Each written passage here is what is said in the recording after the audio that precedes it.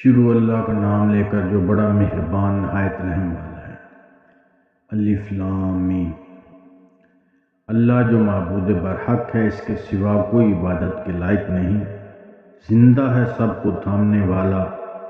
اس نے اے نبی تم پر سچی کتاب نازل کی جو پہلی آسمانی کتابوں کی تصدیق کرتی ہے، اور اسی نے تورات اور انجیل نازل کی تھی۔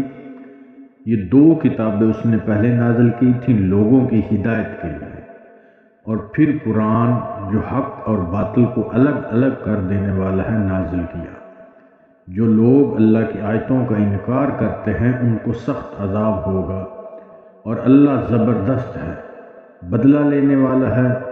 اللہ ایسا خبیر و بصیر ہے کہ کوئی چیز اس سے پوشیدہ نہیں، نہ زمین میں اور نہ آسمان میں۔ وہی تو ہے جو ماں کے پیٹ میں جیسی چاہتا ہے تمہاری صورت بناتا ہے، اس غالب حکمت والے کے سوا کوئی عبادت کے لائق نہیں۔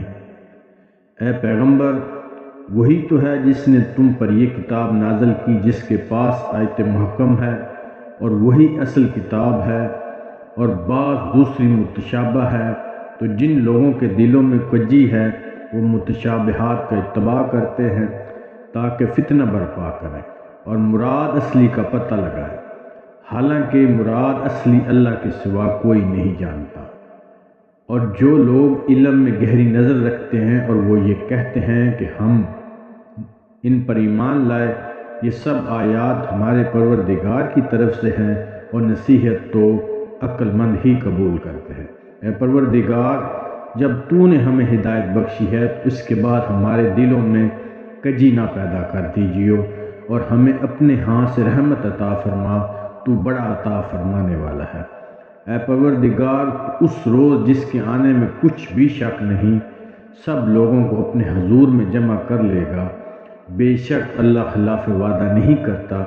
جو لوگ کافر ہوئے اس دن نہ تو ان کا مال ہی اللہ کے عذاب سے ان کو بچا سکے گا، اور نہ ان کی اولاد ہی کچھ کام آئے گی، اور یہ لوگ آتشی جہنم کا ایندھن ہوں گے۔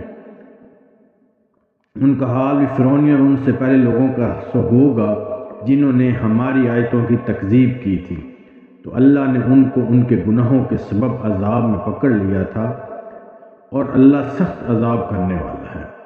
اے پیغمبر، کافروں سے کہہ دو کہ تم دنیا میں بھی عنقریب مغلوب ہو جاؤ گے، اور آخرت میں جہنم کی طرف اکٹھا کیے جاؤ گے، اور وہ بری جگہ ہے۔ تمہارے لیے دو گروہوں میں جو جنگ بدر کے دن آپس میں بھڑ گئے تھے، قدرت الہی کی عظیم الشان نشانی تھی۔ ایک گروہ مسلمانوں کا تھا، وہ اللہ کی راہ میں لڑ رہا تھا، اور دوسرا گروہ کافروں کا تھا، وہ ان کو اپنی آنکھوں سے اپنے سے دگنا مشاہدہ کر رہا تھا، اور اللہ اپنی نصرت سے جس کو چاہتا ہے مدد دیتا ہے۔ جو اہل بصارت ہیں ان کے لیے اس واقعے میں بڑی عبرت ہے۔ لوگوں کو ان کی خواہشوں کی چیزیں یعنی عورتیں اور بیٹے اور سونے